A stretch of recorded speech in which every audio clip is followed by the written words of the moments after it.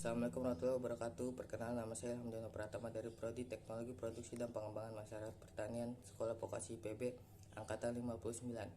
NIM saya J0417221059. Kali ini saya akan membahas tentang memahami ideologi Pancasila sebagai ideologi terbuka.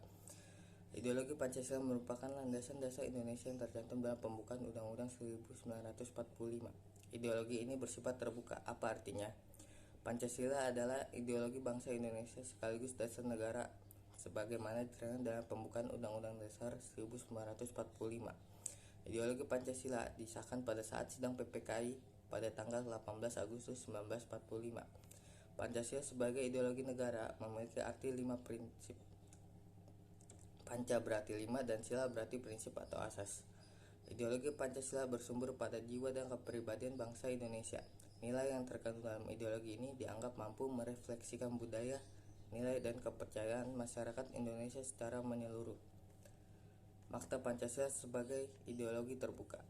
Ideologi negara jika dilihat dari sistem pemikiran, maka terbagi menjadi dua, yaitu ideologi terbuka dan tertutup. Ideologi terbuka adalah suatu sistem dengan pemikiran terbuka. Sebaliknya, ideologi tertutup merupakan sebuah pemikiran yang tertutup. Dikatakan Pancasila sebagai ideologi terbuka karena memiliki nilai dan cita-cita yang tidak dipaksakan dari luar. Nilai dan cita-cita Pancasila berasal dari kekayaan rohani, moral, dan budaya masyarakat Indonesia tersendiri. Pancasila sebagai ideologi terbuka juga memiliki dua dimensi nilai, yaitu nilai ideal dan aktual.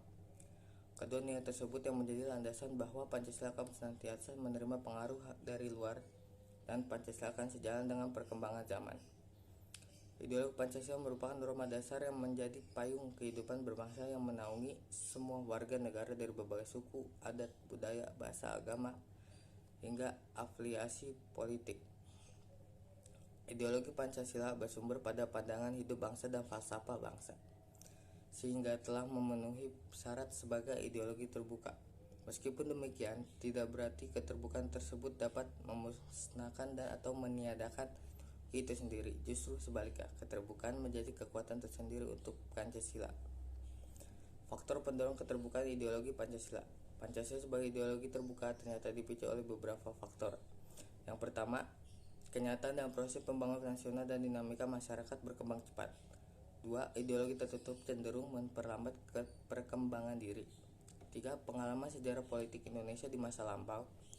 4. Tekad untuk memperkokoh kesadaran akan nilai dasar Pancasila yang sifatnya abadi dan hasrat untuk mengembangkan secara kreatif dan dinamis demi tercapainya tujuan nasional. Demikian penjelasan mengenai ideologi Pancasila sebagai ideologi terbuka.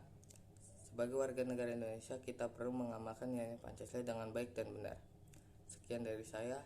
Kalau ada salah kata mohon maaf. Wassalamualaikum warahmatullahi wabarakatuh.